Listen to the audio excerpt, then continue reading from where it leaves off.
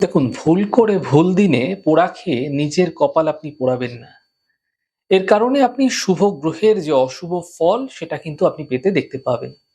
দেখুন, বাড়িতে অনেক সময় হয় কি, রান্নার সময় অনেক সময় রান্না করতে যাচ্ছেন, রান্না করছেন, সামান্য পুড়ে যায়, সামান্য লেগে যায়, এরকমটি হয়। রান্না পুড়ে গেলে তা খাবেন না। দেখুন, বেগুন পোড়া, টমেটো পোড়া অনেকেই আপনারা খেয়ে থাকেন। নিজের স্বামী সন্তানের জন্মবারে, জন্মতিথিতে, একাদশী, পূর্ণিমা, অমাবস্যা চলাকালীন কখনোই পোড়া খাবার বানাবেন না। পোড়া খাদ্য খেতে নেই।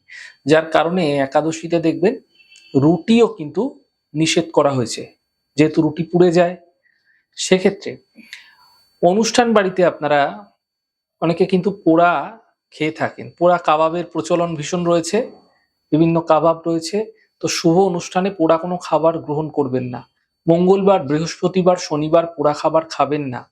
বাড়িতে বানাবেন না। কোনো শুভ কাজে যাওয়ার পূর্বে পোড়া খাবার খাবেন না। এতে সেই কাজে বিঘ্ন উপস্থিত হতে দেখতে পাবেন।